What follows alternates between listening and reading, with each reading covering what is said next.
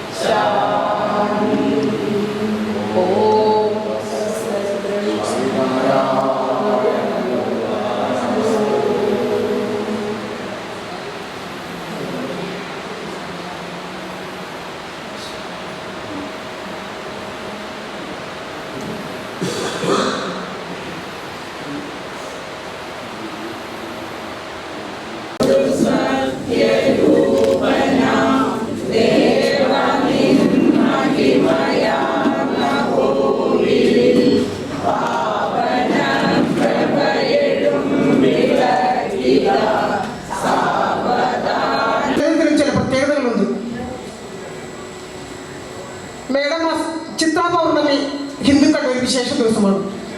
അന്ന് ഈ ലോകത്തിലുള്ള സകല ചരാചരങ്ങളുടെയും ജനന മരണ കണക്കുകൾ സൂക്ഷിക്കുന്നത് ചിത്രഗുപ്തരാണെന്നാണ് ഹിന്ദുക്കളുടെ വിശ്വാസം.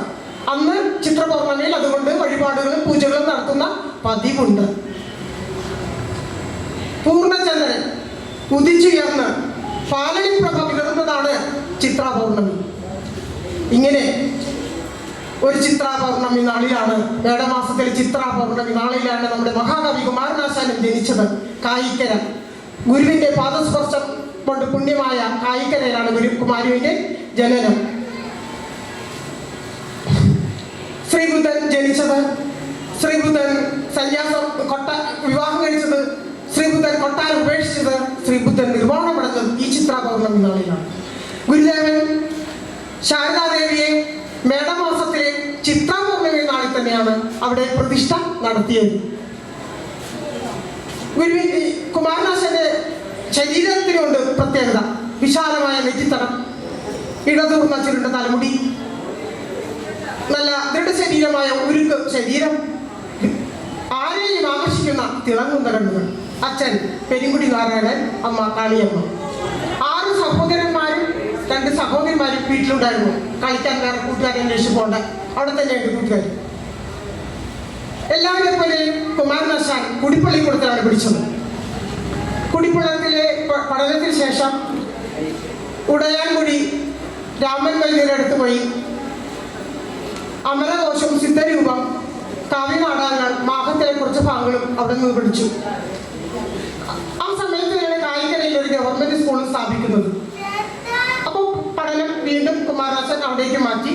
അവിടെ പഠിച്ചെങ്കിലും അവിടുത്തെ അധ്യാപകനായ കൂടി കുമാരനാശാന് ലഭിച്ചിട്ടുണ്ട്. കുമാരന്റെ കയ്യക്ഷരം മനോഹരവും ആകർഷകവുമായിരുന്നു. അന്ന് പഠിക്കുന്ന പാഠങ്ങളെല്ലാം ഉരുവിട്ട് പഠിക്കണം, അത് ചൊല്ലി കാണാതെ പഠിപ്പിക്കണം. അത് കുമാരനാശാൻ ബഹുപിടിക്കണമായിരുന്നു. ആശാൻ ആശയഗംഭീരനാണ്. ആ ആശാന്റെ ഗാംഭീര്യത്യം ആശയത്തിന്റെ അഗാധതയിൽ തിളങ്ങി നിൽക്കുകയാണ്. ഗുരുവിനെ കാണുന്നത് ഗുരുവിനെ കാണുന്നത് ആശാൻ 17 വയസ്സിലാണ്. അപ്പോൾ തന്നെ കുമാരന് ഗുരുവിന്റെ കൂടെ പോകണമെന്നുണ്ടായിരുന്നു. പക്ഷേ ഗുരുദേവൻ പറഞ്ഞു സമയമായിട്ടില്ല. വീണ്ടും വക്കം വേലായുധനടയിലൊക്കെ പൂജ ചെയ്ത് കുമാരനാശാൻ കഴിയുകയാണ്. വീണ്ടും അരിപ്പുറത്ത് പോയി കാണുകയും കുമാരനാശാന്റെ ഉപരിപഠനത്തിന് ഗുരുവാണ് എല്ലാ സഹായങ്ങളും ചെയ്തത്. ബാംഗ്ലൂരിലും ചെന്നൈയിലും കൽക്കട്ടയിലൊക്കെ പോയി പഠിച്ചത് ഗുരുദേവന്റെ അനുഗ്രഹം കൊണ്ടായിരുന്നു. പക്ഷേ എവിടെയും പഠനം പൂർത്തിയാക്കാൻ കഴിഞ്ഞില്ല. കുമാരനാശാൻ അധകൃത അവരുടെ വിഭാഗത്തിൽപ്പെട്ടതുകൊണ്ട് മദ്രാസിൽ ഏറ്റവും നന്നായിട്ട് പഠിക്കുന്ന കുട്ടി കുമാരനാശാനായതുകൊണ്ട് അവിടുത്തെ കുട്ടികളൊന്നും സമ്മതിച്ചില്ല. പുറത്താക്കണം എന്ന് പറഞ്ഞ് അവിടുത്തെ ഇതിന്റെ ലീഡറായിക്കൊണ്ട് പറഞ്ഞ് കുമാരനാശാനെ അവിടുന്ന് പുറത്താക്കി. നിർഭാഗ്യവശാൽ എവിടത്തെയും പഠനം കുമാരനാശാൻ പൂർത്തിയാക്കാൻ കഴിഞ്ഞില്ല. പ്ലേഗ് രോഗം, അതിനൊക്കെ സഹായിച്ചത് ഡോക്ടർ പൽപ്പുവാണ്. കൽക്കട്ടയിൽ വെച്ച് കുമാരനാശാന് മറ്റൊരു ഭാഗ്യം കിട്ടി. CF ആൻഡ്രൂസിന്റെ ഭാര്യ അദ്ദേഹത്തെ കുമാരനാശാനെ നന്നായി ഇംഗ്ലീഷ് പഠിപ്പിച്ചു. ഞാൻ ആശാന്റെ ഗുരുവിന്റെ ആശാൻ കവിതകളിൽ മുഴച്ചു കാണുന്നത് സ്നേഹം, സ്വാതന്ത്ര്യം, ജാതി ദംസനമാണ്. ജാതി ദംസനം ദുരവസ്ഥയിലും ചണ്ടാലവിഷ്ടിയിലും, സ്നേഹം നളിനിയിലും ലീലയിലും കാണാം. മറിച്ച് ജാതിയെ നിരാകരിച്ച ഗൗതമ ബുദ്ധന്റെ കഥയാണ് ബുദ്ധചരിതം. ഇനി ഞാൻ കുമാരനാശാന്റെ കൃതികളെ കുറിച്ച് പറയുന്നില്ല. ഇത്ര അധികം കുമാരനാശാനെ കുറിച്ച് പറയാൻ കെൽപ്പുള്ള സ്വാമിയാണ് ഇരിക്കുന്നത്. അതിന് മുമ്പിൽ ഞാൻ നിഷ്പ്രഭയാണ്. ഭക്തി നിർഭരമായ ഒരു അന്തരീക്ഷത്തിലാണ് കേരളം എക്കാലത്തും കണ്ട മഹാകവിയെ നാം ഇന്ന് അനുസ്മരിക്കുന്നത്. യഥാർത്ഥത്തിൽ മരണപ്പെട്ടിട്ട് 100 കൊല്ലം കഴിഞ്ഞിട്ടും കേരളത്തിലെ കൊച്ചു ഗ്രാമങ്ങളിൽ, ഒരുപാട് ഗ്രാമങ്ങളിൽ ഒരു ചെറിയ ഗ്രാമമായി ചെറായിയിൽ അത്രമാത്രം ആളുകൾ, പ്രത്യേകിച്ച് സ്ത്രീകൾ, കൂടുതലായിട്ട് ഞാൻ കാണുന്നത് സ്ത്രീമുഖങ്ങളാണ്. അതുകൊണ്ടാണ് ആ കവിയുടെ സ്മരണ നിലനിർത്തുന്നതും അദ്ദേഹത്തെ പറ്റി കേൾക്കാനും എത്തിച്ചേർന്നിരിക്കുന്നു എന്ന് പറയുന്നത് തന്നെയാണ് ആ കവിയുടെ മഹത്വം. ഒരു കവി ജീവിച്ചിരിക്കുന്നത് അദ്ദേഹത്തിൻ്റെ മഹത്വം നിലനിർത്തുന്നത് ഒക്കെ അദ്ദേഹത്തിൻ്റെ പിൽക്കാലത്തുള്ള പിന്മുറക്കാരായിട്ടുള്ള ആരാധകരാണ്. അങ്ങനെ നോക്കുമ്പോൾ മഹാകവികളിൽ ഏറ്റവും മഹനീയനായ ഒരു കവിയാണ്, മഹാനായ ഒരു കവിയാണ് കുമാരനാശാൻ. നമുക്കറിയാം, ആംഗലേയ സാഹിത്യത്തിൽ ഒരുപാട് മഹാരഥന്മാർ നമുക്കുണ്ട്. അവരെല്ലാവരും തന്നെ ഇപ്പോഴും സ്മരിക്കപ്പെടുന്നവരാണ്. അവരുടെ കവിതകൾ ലോകമെമ്പാടും പഠിപ്പിക്കപ്പെടുന്നുണ്ട്, വായിക്കപ്പെടുന്നുണ്ട്. ആ കവിതകളുടെ അടിസ്ഥാനത്തിലുള്ള പുതിയ കലാസൃഷ്ടികളും രൂപങ്ങളും ഉണ്ടാകുന്നുണ്ട്. യഥാർത്ഥത്തിൽ മലയാളത്തിൻ്റെ അഭിമാനമായ കുമാരനാശാന്റെ കവിതകളും ലോകമെമ്പാടും പഠിപ്പിക്കപ്പെടേണ്ട കവിതകളാണ്. ലോക സാഹിത്യത്തിലെ പ്രധാന കവിതകൾ മനസ്സിലാക്കിയിട്ടുള്ള ഒരാൾക്ക് മാത്രമേ യഥാർത്ഥത്തിൽ ഇത്തരത്തിൽ ഉള്ള ഒരു അഭിപ്രായം പറയാൻ അതിനുള്ള സാങ്കത്യമുള്ളൂ എന്ന് വിചാരിക്കുന്ന ഒരാളാണ് ഞാൻ. കാരണം കുമാരനാശാൻ എന്ന കവിയെയോ അല്ലെങ്കിൽ മലയാളത്തിലെ മറ്റു കവികളെയോ മാത്രം വായിച്ചുകൊണ്ട് അറിഞ്ഞുകൊണ്ട് ഇവരെല്ലാം മഹാകവികളാണ് എന്ന് പറയുന്നതിൽ അർത്ഥമില്ല. ലോകത്തിലെ തന്നെ മഹാന്മാരായ ശ്രേഷ്ഠന്മാരായ കവികളെ മനസ്സിലാക്കിക്കൊണ്ട് അവരുടെ കവിതകളെ അറിഞ്ഞുകൊണ്ട് അതിൻ്റെ അർത്ഥം ഉൾക്കൊണ്ടുകൊണ്ട് അതിൻ്റെ ആഴം അറിഞ്ഞുകൊണ്ട് നമ്മുടെ കവികളെ വിലയിരുത്തുമ്പോൾ മാത്രമാണ് ആ ഒരു വിലയിരുത്തൽ കൃത്യമാകുന്നത്. ദേവന്റെ ദിവ്യമായ സാന്നിധ്യം കൊണ്ട് അനുഗ്രഹീതമായ ഈ ഗൗരീശ്വര ക്ഷേത്രാങ്കണത്തിൽ വെച്ച് മഹാകവി കുമാരനാശാനെ സ്മരിച്ചുകൊണ്ടുള്ള ഈ സമ്മേളനത്തിൽ ഞാൻ പങ്കുചേരുന്നത് അത്യധികമായ ആഹ്ലാദത്തോടു കൂടിയാണ്. 16-ാം തീയതി ഈ പ്രോഗ്രാം നടത്തണമെന്നായിരുന്നു ശ്രീമതി അരുന്ധതി തീരുമാനിച്ചിരുന്നത്. അതുപ്രകാരം എന്നെ ശിവഗിരിയിൽ വെച്ച് ക്ഷണിക്കുകയും ചെയ്തു. പക്ഷെ 16-ാം തീയതി മഹാകവിയുടെ നിർവാണ ശതാബ്ദി ശിവഗിരിയിൽ വെച്ച് ലാളിത്യമീയുന്ന പരിപാടികളോടുകൂടി നടത്തുന്നത് കൊണ്ട് അതിൻ്റെ അധ്യക്ഷൻ എന്ന നിലയിൽ എനിക്ക് മാറി നിൽക്കാൻ സാധിക്കാത്തത് കൊണ്ട് മറ്റൊരു ദിവസം നിശ്ചയിച്ചാണ് ഈ 13-ാം തീയതി നിശ്ചയിക്കപ്പെട്ടത്. മാത്രമല്ല, ഇന്ന് തൊട്ട് 3 ദിവസം ഞാൻ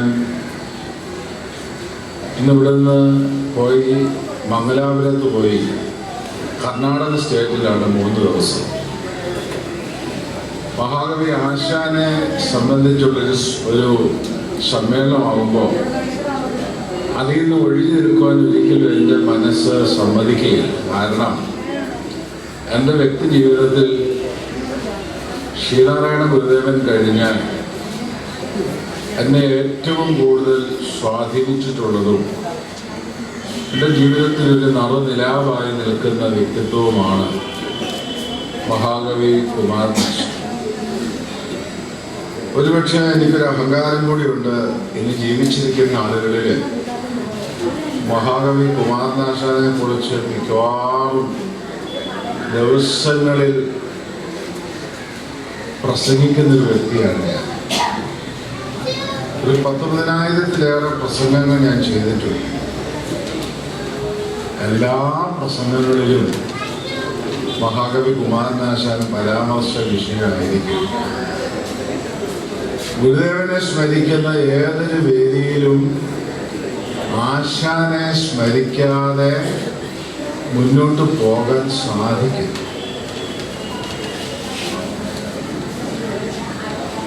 ശ്രീനാരായണ ഗുരു എന്നുള്ള മഹാഗുരുവിൻ്റെ സൃഷ്ടിയാണ് മഹാകവി കുമാരനാശാൻ.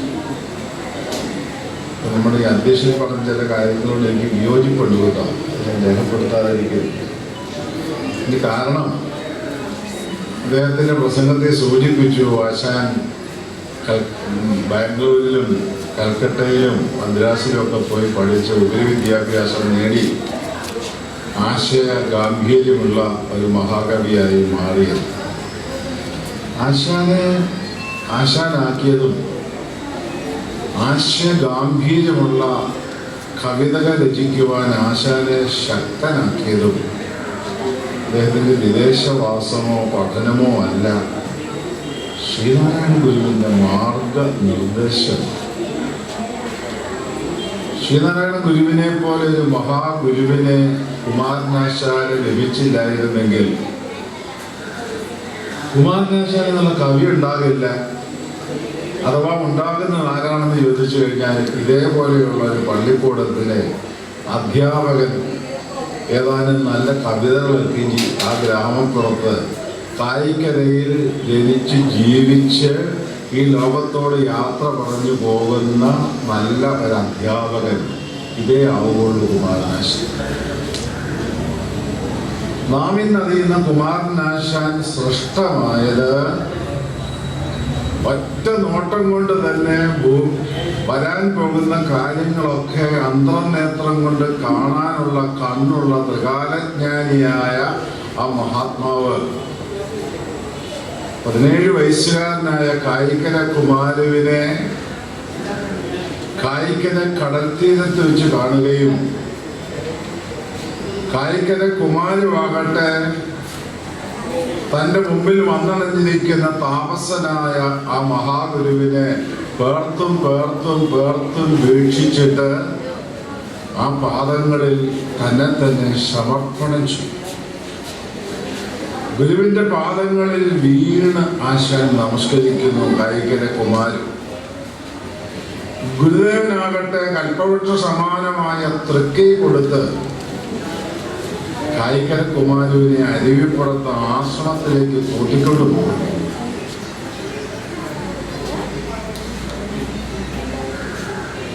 അതിനെ തുടർന്നുള്ള പശ്ചാത്തലങ്ങളൊന്നും പറയാൻ ഞാൻ നിൽക്കുന്നില്ല, സമയത്തിന്റെ പരിമിതി.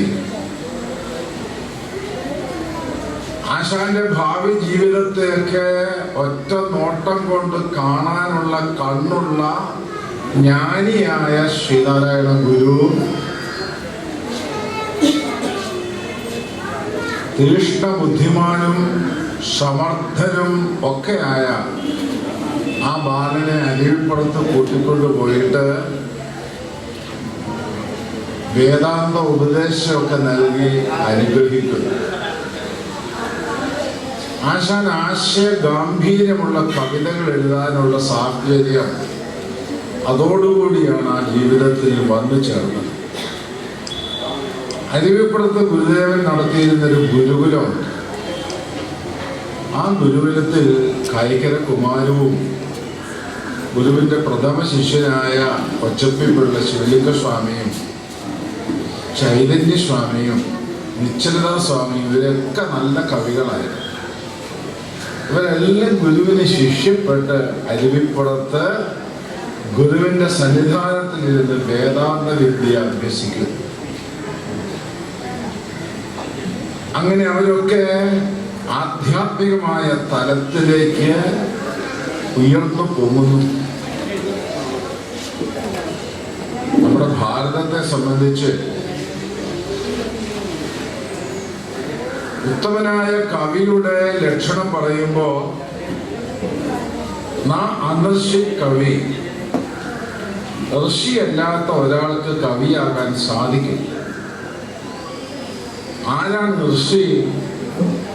ക്രാന്തദർശി. ഋഷി ക്രാന്തദർശി, കടന്നു കാണാൻ കഴിവുള്ളവനാണ് ഋഷി. എന്തിനെയാണ് കടന്നു കാണുന്നത്? ഇന്ദ്രിയങ്ങൾക്കും ഇന്ദ്രിയ വിഷയങ്ങളായ ശബ്ദരൂപ രസഗന്ധ സ്പർശാദികൾക്കും അതിനപ്പുറത്ത് മനസ്സിനും ബുദ്ധിക്കും ചിത്തത്തിനും അഹംവൃത്തിക്കും അതീതമായി നിൽക്കുന്ന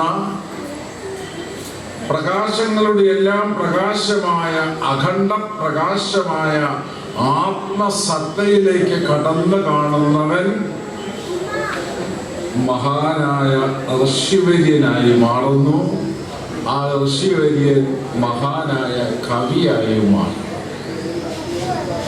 ഭാരതത്തില് വ്യാസനും വസിഷ്ഠനും വാൽമീകിയും ഭവഭൂതിയും കാളിദാസനും ശങ്കരാചാര്യരും ശ്രീനാരായണ ഗുരുവും ഒക്കെ അപ്രകാരം കടന്നു കാണാൻ കഴിവുള്ളവരായി ജീവിച്ച ഋഷിപ്രാഭവമുള്ള കവികളാണ്. അവരുടെ കവിതകൾ കാലാതിവർത്തിയായി നിലനിൽക്കും. അതായത് എത്ര നൂറ്റാണ്ടുകൾ, 1000 ആണ്ടുകൾ കഴിഞ്ഞാലും അവരെഴുതിയത് ഒരിക്കലും മാഞ്ഞു പോകില്ല. വ്യാസൻ എഴുതിയത്, വാൽമീകി എഴുതിയത്, കാളിദാസനും ശങ്കരാചാര്യരും ശ്രീനാരായണ ഗുരുദേവനും എഴുതിയത് ഒരിക്കലും കാലത്തിന്റെ ആ യവനിക്കുള്ളിൽ മറഞ്ഞു പോവുകയില്ല. ആ കവികളുടെ ഒരു പാരമ്പര്യമാണ് കായിക്കര കുമാരവും പിന്തുടർന്നത്. ആശ ആശയഗാംഭീര്യമുള്ള കവിതകൾ എഴുതുവാൻ ആശാനെ ശക്തനാക്കിയത് അരുവിപ്പുറത്ത് ഗുരുവിന്റെ സന്നിധാനത്തിൽ ഇരുന്നു കൊണ്ട് ആശാൻ അഭ്യസിച്ച വേദാന്ത പഠനം.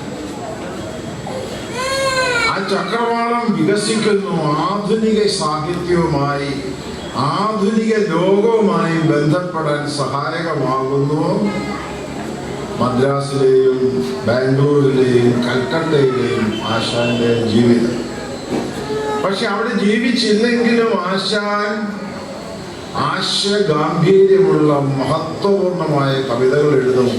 കാരണം ഗുരുദേവന്റെ അനുഗ്രഹവും ഉപദേശവും ഗുരുദേവനിൽ നിന്നും സ്വാംശീകരിച്ച വേദാന്ത വിദ്യയും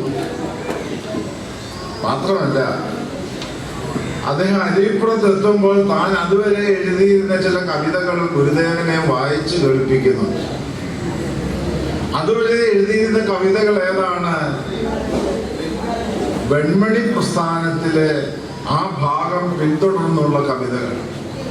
ഇവിടെ ഈ അമ്മമാരും സഹോദരിമാരും ഒക്കെ നിറഞ്ഞിരിക്കുമ്പോൾ എന്താണ് വെൺമണി പ്രസ്ഥാനമെന്നും അതിനെ പിന്തുടർന്ന് വന്ന സാഹിത്യ സ്വരൂപം എന്താണെന്നൊന്നും ഞാൻ വിശദീകരിക്കുന്നില്ല. മനുഷ്യ ശരീരത്തെ അംഗപ്രത്യംഗം വർണ്ണിച്ചുകൊണ്ട് വെൺമണി പ്രസ്ഥാനത്തിലെ കവികൾ എഴുതിയ കവിതകൾ, ശൃംഗാരമയമായ കവിതകൾ, ആ ഒരു പാരമ്പര്യത്തെ പിന്തുടർന്നാണ് കായിക്കര കുമാരൻ കവിത എഴുതി തുടങ്ങിയത്.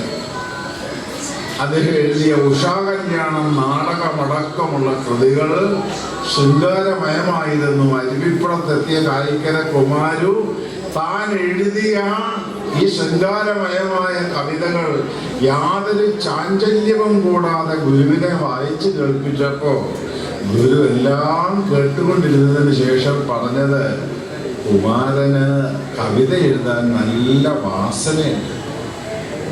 പ്രോത്സാഹിപ്പിച്ചു. ഗുരുദേവൻ അദ്ദേഹത്തിന്റെ മനസ്സിനെ തളർത്തി പ്രോത്സാഹിപ്പിച്ചു. കവിത എഴുതാൻ നല്ല വാസനയുണ്ട്, കഴിവുണ്ട്.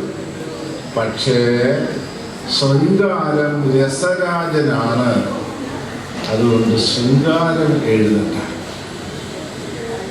ശൃംഗാരം എഴുതരുത്. സഹോദരങ്ങളെ, ഗുരുദേവന്റെ ആ ഒരു തിരുവാണിയാണ് കുമാരനാശാന്റെ വളർച്ചയ്ക്ക് നിദാനമായി. കുമാരനാശാന്റെ മാത്രമല്ല, പിൽക്കാലത്ത് വന്ന കവികളായ ഉള്ളൂരിന്റെയും വള്ളത്തോളിന്റെയും ശങ്കരക്കുറുപ്പിന്റെയും വൈലപ്പള്ളിയുടെയും പിന്നീട് വന്ന നല്ല നല്ല കവികളുടെ എല്ലാം കാവ്യ ജീവിതത്തിന് മാർഗദർശകമായത് ഇനി ശൃംഗാരം എഴുതരുത് എന്നുള്ള ഗുരുദേവ തിരുവാണി. അത് മലയാള ഭാഷയുടെ നവോത്ഥാനത്തിന് ശക്തമായ പ്രേരണ ചെലുത്തി. അതിലൂടെയാണ് മലയാള ഭാഷയ്ക്ക് നവോത്ഥാനം സംഭവിച്ചത്. കുമാരനാശാനിൽ മാത്രമല്ല, പിൽക്കാലത്ത് വന്ന എല്ലാ കവികളിലും ആ സ്വാധീനം ഉണ്ടായി. എഴുത്തച്ഛനിൽ ആരംഭിച്ച ആധ്യാത്മികതയുടെ ഭക്തിയുടേതായ കാവ്യങ്ങൾ അതിനെ പോറ്റി വളർത്തി പൂന്താനവും മറ്റും. കുഞ്ചൻ നമ്പ്യാരുടെ കാലം വന്നപ്പോൾ ജനകീയമായി. പിന്നീട് വെൺമണി പ്രസ്ഥാനം വന്നപ്പോൾ ആ മലയാള കാവ്യാംഗനയെ ചാരിത്രഭംഗം വരുത്തി, ചാരിത്രഭംഗം കൊണ്ട് നശിക്കപ്പെട്ട മലയാള സാഹിത്യത്തിന് ഇനി ശൃംഗാരം എഴുതരുത് എന്ന ശ്രീനാരായണ വാണി ആ കാവ്യാംഗനയെ പരിശുദ്ധമാക്കുകയും അത് മലയാള ഭാഷയുടെ നവോത്ഥാനത്തിന് നിദാനമായി തീരുകയും ചെയ്തു. ശ്രീനാരായണ ഗുരുദേവനെ നമ്മൾ നവോത്ഥാന നായകനായി പറയുമ്പോൾ സാമൂഹികവും സാംസ്കാരികവും ആധ്യാത്മികവും രാഷ്ട്രീയവും സ്വതന്ത്രവുമായ ഓരോരോ നിലകളിൽ മാത്രമല്ല, സാഹിത്യ രംഗത്തും ഗുരുദേവനിലൂടെ നവോത്ഥാനം സംഭവിച്ചത് അങ്ങനെയാണ്. ഈ ഉപദേശത്തോടു കൂടി മഹാകവി കുമാരു അരുവിപ്പുറത്ത് ഇരുന്നുകൊണ്ട് ശ്രീനാരായണ ഗുരു എഴുതി ശിവനെ കുറിച്ചാണ് പ്രതിഷ്ഠിച്ചിരിക്കുന്നത്. ആ ശിവനെ കുറിച്ചൊരു പ്രാർത്ഥന എഴുതാം. 100 ശ്ലോകങ്ങൾ എഴുതി. അതിൽ ഒന്നാമത്തെ ശ്ലോകമായിട്ട് ആശാൻ എഴുതിയിട്ടു, ഭാവനീയ ഭഗവാൻ ഭവാം ബുധൗ നാവികൻ നിപുണ നാണുനാമകൻ ഭാവി ഭവ്യ ഭയമൂലനാശമൻ ജീവദേശികനെനിക്കു ദൈവമേ. ശിവനെ ദൈവമായി സ്തുതിച്ചുകൊണ്ടുള്ള 100 ശ്ലോകങ്ങളാണ്. പക്ഷെ അത് ആശാന്റെ തൂലികയിലൂടെ വെളിയിലേക്ക് വന്നപ്പോ ഒന്നാമത്തെ ശ്ലോകത്തിൽ ആശാൻ കോറിയിട്ടത്, അല്ലയോ ശ്രീനാരായണ ഗുരു, അവിടുന്നാണ് എൻ്റെ ദൈവം എന്നാണ്. ദൈവദശകം പ്രാർത്ഥനയില് ദൈവത്തെ കപ്പിത്താനായും ദൈവത്തിന്റെ തൃപ്പാദത്തെ കപ്പലായും അതിലൂടെ സംസാരസമാകുന്ന സമുദ്രത്തിന്റെ മറുകരയിൽ ദൈവം എത്തിക്കണം, അങ്ങനെ പ്രാർത്ഥിക്കൂ എന്ന് ഗുരുദേവൻ ദൈവദശകത്തിൽ നമുക്ക് പ്രാർത്ഥന ചൊല്ലിത്തരുന്നുണ്ട്. പക്ഷേ കുമാര മഹാകവിയെ സംബന്ധിച്ച് ആ കപ്പലും കപ്പിത്താനും ഒക്കെയായ ദൈവം അങ്ങ് തന്നെയാണ്. അതിന് ആശാൻ നൽകിയ വിശേഷണം നിപുണനായ സമർത്ഥനായ കപ്പിത്താൻ എന്നാണ്. ഗുരുദേവന്റെ ദൈവദശകത്തിൽ സമർത്ഥനായ കപ്പിത്താൻ എന്ന് പറയുന്നില്ല, നിപുണനാണോ നാമകൻ, സമർത്ഥനായ കപ്പിത്താൻ. ഇവിടെ കുമാരനാശാൻ ഗുരുവിനെ തന്നെ ദൈവമായി കാണുന്നത്, ശിവനല്ല ഗുരുവാണ് ദൈവം. പിന്നീട് ആശാൻ ഭക്തവിലാപം 140 ശ്ലോകം എഴുതി. ആ ഭക്തവിലാപത്തിലെ 1ാം ശ്ലോകമാണ് ഞാൻ ഈ പ്രസംഗം ആരംഭിച്ചപ്പോൾ ഞാൻ ചൊല്ലിയത്. അണകവിയിൽ നഴലാഴി ആഴുമെന്നിൽ നാരായണ ഗുരുനായകനെങ്കിൽ ദൈവം. നിങ്ങളോട് ഇരിക്കുന്നവരെല്ലാം ചിന്തിക്കണം, നമ്മുടെ ഇവിടുത്തെ പ്രതിഷ്ഠാമൂർത്തി ഗൗരീശൻ എന്നാണ് ഗുരു പേരിട്ടതെങ്കിലും സുബ്രഹ്മണ്യ ഭഗവാൻ. ഈ സുബ്രഹ്മണ്യ ഭഗവാനെ സ്തുതിച്ചുകൊണ്ട് കുമാരനാശാൻ 140 ശ്ലോകം ഭക്തവിലാപം എഴുതി. പക്ഷെ അതിലെ 1ാമത്തെ ശ്ലോകമായിട്ട് ആശാൻ സുബ്രഹ്മണ്യനാണ് ദൈവം എന്നല്ല, ശ്രീനാരായണ ഗുരുവാണ് ദൈവം എന്നാണ് എഴുതിയിട്ടത്. അതൊക്കെ നിങ്ങൾ പഠിക്കണം. അതിനുവേണ്ടിയാണ് ഞാനിത് പറഞ്ഞു വെക്കുന്നത്. ആശാൻ തുടർന്ന് എഴുതിയ നിരവധി സ്തോത്രങ്ങളുണ്ട്. ഒരു സ്തോത്രത്തിൽ വന്നപ്പോ നമ്മൾ ഗുരുദേവന്റെ ഒരു പ്രതിഭ നമ്മളൊക്കെ കൈകൂപ്പി നമസ്കരിക്കില്ലേ, അദ്ദേഹം നമസ്കരിക്കാതെ ഒക്കെ പോകുമോ, നാണക്കേടാന്നൊക്കെ വിചാരിച്ച് നിങ്ങൾ ടൗണിലേക്ക് ചെന്നു. ഇപ്പൊ പടവൂര് ജംഗ്ഷൻ ചെന്നപ്പോ അവിടെ സ്കൂളിന്റെ മുന്നിൽ ഗുരുദേവന്റെ ഒരു പ്രതിമയിൽപ്പെടും. അത് കണ്ടു കഴിയുമ്പോൾ നിങ്ങളൊക്കെ കൈകൂപ്പി നമസ്കരിക്കുക. ഞാനിപ്പിന്ന് പോന്നപ്പോ ഞാൻ കൈകൂപ്പി നമസ്കരിച്ചു. കാരണം കൈകൂപ്പി നമസ്കരിച്ചിരിക്കണം. എവിടെ ഗുരുവിനെ കണ്ടോ അവിടെയെല്ലാം കൈകൂപ്പി നമസ്കരിക്കണം. ആശാൻ എഴുതിയിട്ടുണ്ട്, വൻപിച്ച് നിൻ മഹിമയും കൃപയും നിനച്ച് കുമ്പിട്ടിടാത്ത തലയും ശിലയും സമന്താൻ. അല്ലയോ ഗുരു, അങ്ങയുടെ മഹിമാവിശേഷം എന്താണെന്ന് മനസ്സിലാക്കാതെ അങ്ങയെ നമസ്കരിക്കാതെ പോകുന്നവന്റെ തലയും ഈ കിടക്കുന്ന കരിങ്കല്ലും ഒരുപോലെയാണ്. ഗുരുദേവനെ കണ്ടിട്ട് നമസ്കരിക്കാതെ പോകുന്നവന്റെ തലയും കരിങ്കല്ലും ഒരുപോലെയാണ്. അപ്പൊ നമ്മള് കരിങ്കല്ലിനോട് സദൃശമായിട്ടായിരിക്കുമോ നമ്മുടെ തല നിൽക്കേണ്ടത്? അല്ല, അല്ലേ? വിനീതമായി ഗുരുവിനെ തൊഴിൽ നമസ്കരിക്കും. പക്ഷെ ആശാൻ ഇവിടെ പറയുന്നത് ഗുരുദേവന്റെ ഫോട്ടോയോ പ്രതിമയോ ഒന്നുമല്ല. നാരായണ ഗുരു എന്നുള്ള ആ അക്ഷരങ്ങളുണ്ടല്ലോ, ആ അക്ഷരങ്ങളെയും ഞാൻ നമസ്കരിക്കും. ചേരായുവഞ്ജനമിന്നെയും എന്റെ പാപനാരായ പേരുകൾ അറുത്ത് കനിഞ്ഞു നിൽക്കും.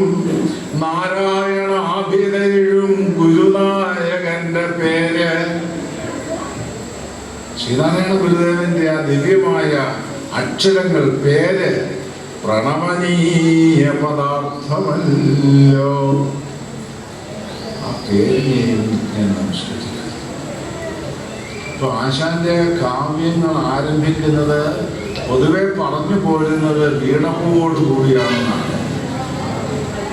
1907-8 പുസ്തകപ്പെടുത്തിയ വീണപൂവാണ് ഖണ്ഡകാവ്യ പ്രസ്ഥാനത്തിന്റെ ആരംഭം കുറിക്കപ്പെട്ടതെന്നും കുമാരനാശാന്റെ സാഹിത്യത്തിന്റെ തുടക്കം എന്ന് പറയുന്നത് വീണപൂവാണെന്നും ഒക്കെ പലർക്കും അഭിപ്രായം. പക്ഷെ എൻ്റെ അഭിപ്രായം അതല്ല. എൻ്റെ പഠനം കൊണ്ട് എനിക്ക് മനസ്സിലാക്കാൻ സാധിച്ചത് ആശാൻ അരുവിപ്പുറത്തെത്തി എഴുതിയ കൃതികൾ തൊട്ട് അവസാനത്തെ കൃതിയായ കരുണ വരെയുള്ള ആ മുഴുവൻ കൃതികളും ചേർത്ത് വെച്ച് പഠിച്ചാലേ ആശാനെ കുറിച്ചുള്ള പഠനം പൂർണ്ണമാകും. വീണപൂ തൊട്ടുള്ള കവിതകൾ മാത്രം വായിച്ചാൽ ആശാനെ കണ്ടെത്താൻ പറ്റില്ല. ആശാനെ എങ്ങനെ കണ്ടെത്താൻ സാധിക്കും? നിങ്ങളൊന്ന് മനസ്സിലാക്കിക്കൊള്ളൂ.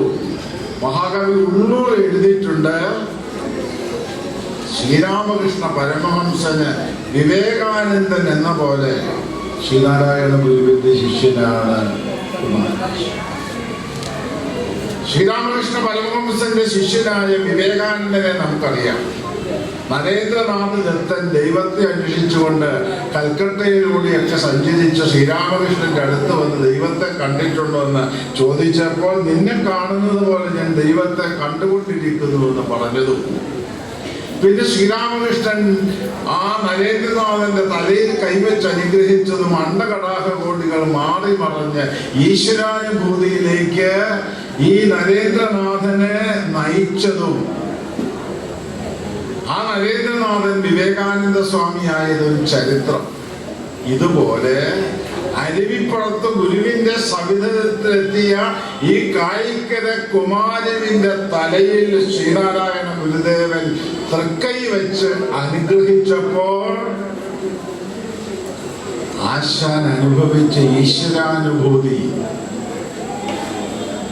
ആ ഈശ്വരാനുഭൂതിയിലൂടെയാണ് കുമാരനാശാൻ എന്നുള്ള മഹാകവി ഉണ്ടാകുന്നത്. ആ ഈശ്വരാനുഭൂതി ഇല്ലെങ്കിൽ കുമാരനാശാൻ എന്നുള്ള ആശയ ഗാംഭീര്യമുള്ള മഹാകവി ഉണ്ടാകില്ല. ഗുരുദേവൻ തലയിൽ കൈവച്ച് അനുഗ്രഹിച്ചതോടുകൂടി ആശാന് അനുഭൂതമായ ഈശ്വരാനുഭൂതിയെ നിജാനന്ദ വിലാസം, നിജാനന്ദം സ്വന്തം ആനന്ദത്തിന്റെ വിലാസം ആവിഷ്കാരം ആശാൻ എഴുതി വെച്ചു. മന്ദാര പൂങ്കൊടി മലർ മധുരമെടുത്തന്നെ മാനിച്ചു മന്ദാകന്താവായം ഭവിക്കും പാടിയുടൽ കുളരും കൗശലത്തി കലർത്തി മന്ദാഭാവാനുകമ്പം മമ മുകളിൽ മുഖർന്നൂറും അദ്വൈത സമ്പസന്ധാനം ചെയ്ത സാരാമൃത ലഹരിക്ക് ഏതു ഞാൻ ആദരിപ്പൂ. 18 ശ്ലോകമാണ് നിജാനന്ദ വിലാസം. 18 ശ്ലോകവും വാസ്തവത്തിൽ ശ്രീനാരായണ ഗുരുവിന്റെ സ്വരൂപം ആവിഷ്കരിച്ചിരിക്കുകയാണ്. തന്റെ ഈശ്വരാനുഭൂതിയിലേക്ക് നയിച്ച മഹാഗുരുവിന്റെ അപാരമായ കാരുണ്യത്തെ ആസ്പദമാക്കിക്കൊണ്ട് മഹാകവി എഴുതിയ വരികളാണ്. ശ്രീരാമകൃഷ്ണന്റെ കരസ്പർശം കൊണ്ട് നരേന്ദ്രനാഥൻ ഈശ്വരാനുഭൂതിയിൽ ലയിച്ച് വിവേകാനന്ദനായി മാറിയതുപോലെ ശ്രീനാരായണ ഗുരുദേവന്റെ കരസ്പർശം കൊണ്ട് അദ്വൈത സത്യത്തിന്റെ സാക്ഷാത്കാരം ലഭിച്ച് ഞാൻ അതന്നൻ സന്ദേഹം വിട്ട് സാധിച്ചു. ഞാൻ അതൻ എന്ന് പറഞ്ഞാൽ തത്വവസ്തുയുടെ സാക്ഷാത്കാരം. ഏറ്റവും ഭംഗിയായിട്ട് എഴുതി വെച്ചത് ചട്ടമ്പി സ്വാമിയുടെ ശിഷ്യനായിരുന്ന നീലകണ്ഠ തീർത്ഥൻ. നീലകണ്ഠ തീർത്ഥൻ ആധ്യാത്മികമായി വളരെ ഉന്നതിയെ പ്രാപിച്ചൊരു മഹാനായി. കുമാരനാശാനുമായിട്ട് പരസ്പരം ഒന്നിച്ചിരുന്ന് വേദാന്ത വ്യവഹാരം, വേദാന്ത ചർച്ചകൾ നടത്തുമായിരുന്നു.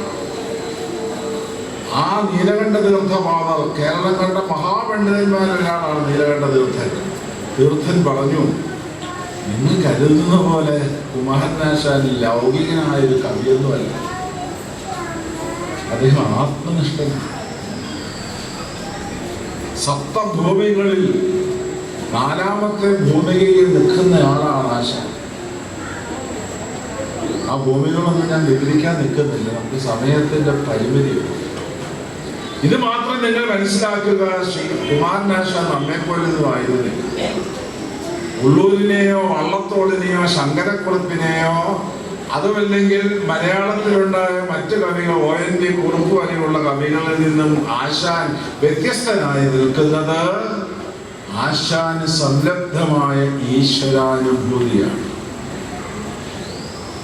ആ ഈശ്വരാനുഭൂതിയിൽ അടിയുറച്ചു നിന്നുകൊണ്ട് ആത്മീയമായ അനുഭവ തലങ്ങളുടെ പടികൾ ഓരോന്നും ചവിട്ടിക്കയറി വേദാന്ത ശാസ്ത്രത്തിൽ പരിനിഷ്ഠിതമായ പാണ്ഡിത്യം കരസ്ഥമാക്കി ആ വേദാന്തം തൻ്റെ കാവ്യത്തിന്റെ അടിസ്ഥാന തത്വമായി.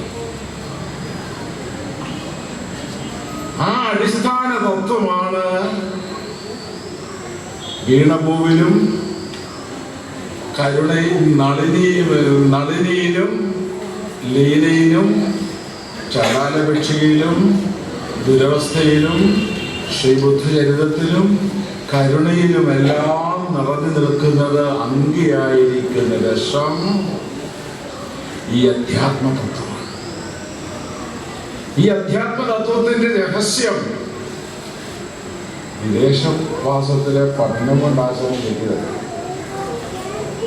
വിദേശവാസത്തെ പഠനം കൊണ്ട് ഇംഗ്ലീഷ് സാഹിത്യത്തിലും ആധുനിക സാഹിത്യത്തിലും ആശാന് കൂടുതൽ വിജ്ഞാനം പകർന്നു കിട്ടി എന്നുള്ളൊരു സത്യമാണ്.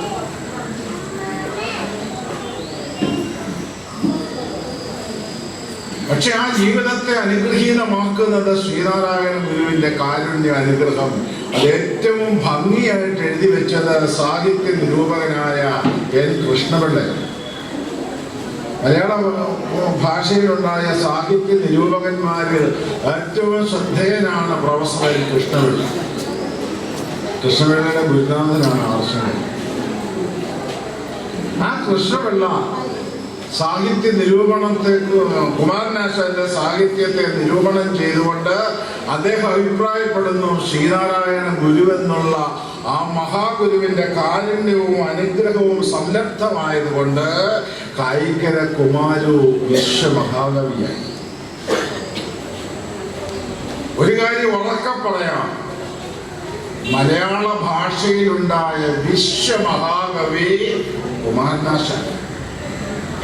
അത് നമ്മളുടെ അധ്യക്ഷൻ രാധാകൃഷ്ണൻ എഴുതി പറഞ്ഞു. എനിക്ക് വലിയ സന്തോഷം. ലോകത്തുള്ള കവികളിൽ ആശാൻ കേരളത്തിലും ഇന്ത്യയിലും നിൽക്കുന്ന ആളാണ്. ലോകത്ത് ജനിച്ചിട്ടുള്ള മഹാകവികളിൽ അവരുടെ കൂടെ നിൽക്കുന്ന മഹാകവിയാണ് ആശാൻ. ഒരിക്കൽ കേരളത്തിൽ ജീവിച്ചിരുന്ന കവികൾക്കെല്ലാം ഓരോ സ്ഥാനം നൽകി. വള്ളത്തോൾ അദ്ദേഹം കേരള വാൽമീകിയാണ്. കാരണം വാൽമീകി രാമായണം വിവർത്തനം ചെയ്തിട്ടുണ്ട്. കൊടുങ്ങല്ലൂർ കുഞ്ഞിക്കുട്ടൻ നമ്പൻ കേരള വ്യാസനാണ്, ഭാരതം വിവർത്തനം ചെയ്തിട്ടുണ്ട്. കേരള വാണിനി അദ്ദേഹം നമ്മുടെ കാളിദാസന്റെ ശാകുന്തളം നാടകവും മറ്റും വിവർത്തനം ചെയ്തതുകൊണ്ട് കേരള വാണിനി. അങ്ങനെ ഓരോരുത്തർക്കും ഓരോരോ സ്ഥാനം നൽകിയപ്പോൾ ഈ കുമാരനാശാന് ഒരു സ്ഥാനവും നൽകാൻ കേരളത്തിലെ കവികളൊന്നും തയ്യാറായി. നമ്മുടെ അരുന്ധതി ചെയ്ത പ്രസംഗത്തിൽ പറഞ്ഞല്ല, നിങ്ങളെ കൊണ്ട് ഞാൻ മഹാകവി എന്ന് വിളിപ്പിക്കും. ആശാൻ പറഞ്ഞു, ഒരു കാലത്ത് എൻ്റെ കവിതകൾ പഠിക്കുവാൻ വിദേശീയർ ഇവിടെ വരും. അത്ര തൻ്റെ കവിതകളിൽ ആത്മനിഷ്ഠയുണ്ടായിരുന്നയാളാണ് ആശാൻ. നിശ്ചയദാർഢ്യം ഉണ്ടായിരുന്നയാളാണ് ആശാൻ. ആശാൻ പറഞ്ഞിട്ടുണ്ട്, ഞാൻ വളരെ ആലോചിച്ചുറപ്പിച്ചു മാത്രമേ ഓരോ വരികളും എഴുതിയിട്ടുള്ളൂ. ആലോചിക്കാതെ ഒരു പദ്യം പോലും ഞാൻ ഇന്നോളം എഴുതിയിട്ടില്ല. അതുകൊണ്ട് ആലോചനാമൃതമായ കവിതകൾ എഴുതാൻ ആശാന് സാധിച്ചു. നമ്മുടെ കാളിദാസ മഹാകവിയെ കുറിച്ച് പറയുമ്പോൾ പുരാ കവീനാം ഗണനാ പ്രസംഗേ കനിഷ്ഠികാധിഷ്ഠിത കാളിദാസ അദ്യാപി തത്തുല്യ കവേരഭാവാ അനാമിക സാർത്ഥപതി ബഭൂവ. നമ്മുടെ കൈവിരലില്ലേ, ഈ കൈവിരലില് അനാമിക അനാമിക എന്ന് പറഞ്ഞ നാമമില്ലാത്ത കവികളുടെ എണ്ണം നിശ്ചയിച്ചു. ഒന്നാമത്തെ കവി കാളിദാസൻ. കാളിദാസനാണ് ഒന്നാമത്തെ കവി. ഇനി രണ്ടാമത്തെ കവി ആരാണ്? എന്ന് ചിന്തിച്ചപ്പോൾ വേറൊരാളുടെ പേര് പറയാനില്ല. അതുകൊണ്ട് ഈ വിരളിന് അനാമിക എന്ന പേര് നൽകിയതാണ്. ഇതുപോലെയാണ് കുമാരനാശാനെ കുറിച്ചു. അതുകൊണ്ടാണ് മഹാകവി നമ്മുടെ സരസ്വകവി മൂലൂർ പത്മനാഭ പണിക്കർ നേരത്തെ പറഞ്ഞ കവികൾക്കൊക്കെ കേരള വ്യാസൻ, കേരള വാണിനി, കേരള വാൽമീകി എന്നൊക്കെ പേര് നൽകിയപ്പോ വേറെ കുറച്ച് ആശാൻ പ്രേമികൾ പറഞ്ഞു നമുക്ക് കേരള ടാഗോർ എന്ന്. ഇപ്പൊ മൂലൂര് പറഞ്ഞു വേണ്ട, കേരള ടാഗോർ എന്ന് വിടണ്ട. ആശാൻ ആരാണ്? മൂലൂര് വ്യക്തമായി പറഞ്ഞു വെച്ചു. ലാളിത്യം കൊണ്ടും അലങ്കാര ഭാഷരൻ മേളിപ്പ് കൊണ്ടും പലതുകൊണ്ടും കാളിദാസൻ മേവും മറുതട്ടിൽ ആളായി വാഴൂ കുമാരനാശൻ.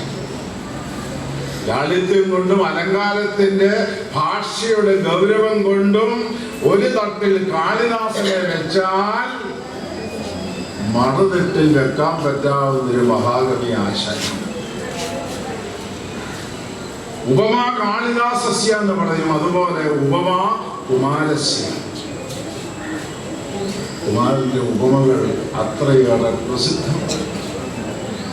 അത്ര മനോഹരമായ ഉപമകളാണ്. ആ ആനന്ദ ഭിക്ഷുവിന് മാതംഗ കന്യക വെള്ളമൊഴിച്ചു കൊടുക്കുന്നു. വെള്ളമൊഴിച്ചു കൊടുക്കുമ്പോ ഭിക്ഷുവിന്റെ കൈയാണ് കണ്ണാടി പോലെ തിളങ്ങുന്ന കൈയാണ്. തേജസ്വിയായ ആ ഭിക്ഷുവിന്റെ കയ്യിലേക്ക് ഈ വെള്ളം വന്ന് വീഴുമ്പോൾ മദ്യം പൊട്ടി നുറങ്ങി വിലസുന്ന ശുദ്ധ കണ്ണാടി കാന്തി ചിതറുന്നീർ ആർത്തിയാൽ ഭിക്ഷു നീട്ടിയ കൈത്താലിൽ ചേർത്തി തന്നിതേ മെല്ലെ കുനിഞ്ഞവൻ. അത്ര മനോഹരമെന്നറിയാമോ?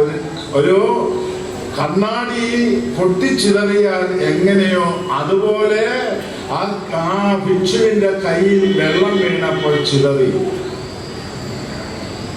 ഇങ്ങനെ മനോഹരമായ ഉപമകൾ ചേർത്ത് വെച്ച് എഴുതാൻ മലയാള ഭാഷയിൽ കുമാരനാശാന് സാധിച്ചതുപോലെ മറ്റാർക്കും സാധിച്ചില്ല. ഇവിടെ ധാരാളം കവികളുണ്ട്. കമല കോമള, ലസിത കോമള, വെളുവെളുത്തതാം പാള, നല്ല കവിതയില്ലേ?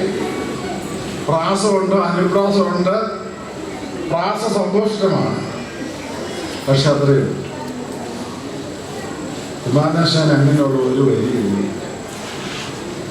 ഇപ്പൊ നമ്മളുടെ രാധാകൃഷ്ണനോട് പറഞ്ഞു, വീണപൂവിന്റെ കാര്യം പറഞ്ഞു. വീണപൂ എഴുതിച്ചത് എങ്ങനെ? ആശാൻ എന്തുകൊണ്ട് വീണപൂ എഴുതി?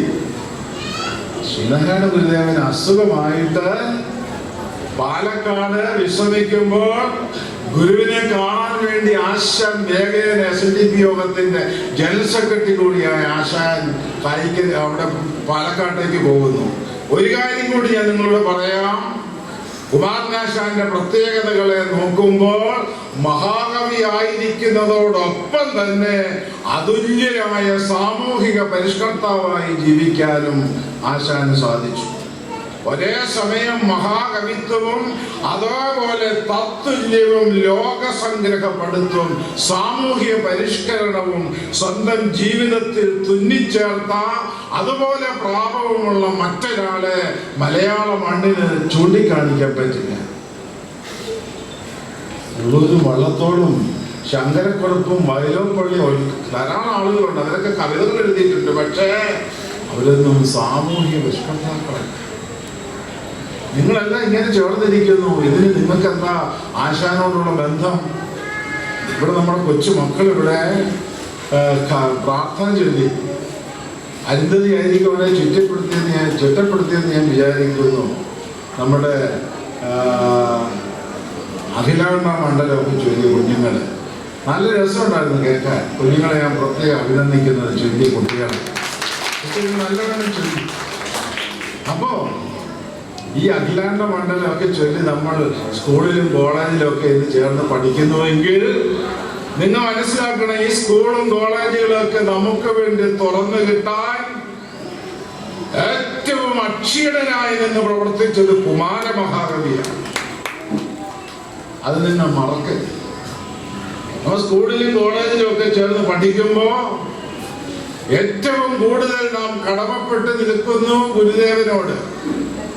ഗുരുദേവനോട് ചേർന്ന് കടപ്പെട്ട് നിൽക്കുമ്പോൾ ഗുരുദേവന് വേണ്ടി വേല ചെയ്യാൻ ഒരു കുമാര മഹാകവി കൂടെ ഉണ്ടായിരുന്നു. അത് നമ്മൾ മറക്കരുത്. അങ്ങനെയാണ് പള്ളിക്കൂടങ്ങ് തുറന്നു കിട്ടിയത്. എന്നാ പള്ളിക്കൂടങ്ങ് തുറന്നു കിട്ടിയത് അറിയാവോ? ഈഴവരാതി പിന്നോക്ക ജനവിഭാഗങ്ങൾക്ക് പള്ളിക്കൂടത്തിൽ പോയി പഠിക്കാനുള്ള സ്വാതന്ത്ര്യമുണ്ടായത് എന്നാണ്? 1910. ആ പള്ളിക്കൂടങ്ങൾ തുറന്നു കിട്ടാൻ വേണ്ടി സാഹചര്യം ഒരുക്കിയത് അന്ന് ദിവാനായിരുന്നു. അന്നത്തെ ദിവാൻ ഇന്നത്തെ മുഖ്യമന്ത്രി ശ്രീ രാജഗോപാലാചാര്യ. കുമാരനാശാന്റെ പ്രിയപ്പെട്ട സുഹൃത്താണ്. അദ്ദേഹം ഒരു സാഹിത്യ രസ്യം കൂടിയായി. ശിവഗിരിയിൽ കൂടെ കൂടെ വന്ന് നമസ്കരിച്ചു പോകുമായിരുന്നു. ശിവഗിരിയിലെ വളർച്ചയ്ക്ക് വേണ്ടി വലിയ സംഭാവനകൾ ചെയ്ത ദിവാനാണ് ശ്രീ രാജഗോപാലാചാര്യ. ചരിത്രത്തില് ഇന്ത്യൻ സ്വാതന്ത്ര്യ സമരത്തിൽ പങ്കെടുത്ത ശ്രീ രാജഗോപാലാചാര്യ അല്ല കേട്ടോ, വേറൊരു രാജഗോപാലാചാര്യ. ആ രാജഗോപാലാചാരി കുമാരനാശന്റെ പ്രിയപ്പെട്ട സുഹൃത്തായിരുന്നു, ഗുരുദേവന്റെ ഭക്തനായിരുന്നു. ആ സ്വാധീന വലയത്തിൽ വെച്ച് ആ ദിവാനാണ് ഈ പള്ളിക്കൂടങ്ങൾ അധസ്ഥിത ജനസമുദായത്തിന് വേണ്ടി തുറന്നു കൊടുക്കുക. അതിൽ കുമാരനാശാനോട് നാം എത്രയേറെ കടമപ്പെട്ട് നിൽക്കുന്നു. പക്ഷെ ഇന്നത്തെ തലമുറ ആ പേര് പോലും കേട്ടിട്ടില്ല. അറിയുന്നുണ്ടോ? ആരെങ്കിലും അറിയുന്നുണ്ടോ ഈ വാസ്തവം? ഞാൻ പറയുന്നു, ഈ രാധാകൃഷ്ണൻ നല്ല ഡോക്ടർ, നല്ല 3 വിഷയങ്ങളില് ഡോക്ടറേറ്റ് എടുത്ത് MA പാസ്സായി ഡിഗ്രി എടുത്ത് ഇന്നത്തെ നിലയിൽ എത്തുന്നെങ്കിൽ അതിന്റെ പിന്നിലുള്ള ശക്തിയിൽ ഒന്ന് കുമാരനാശൻ.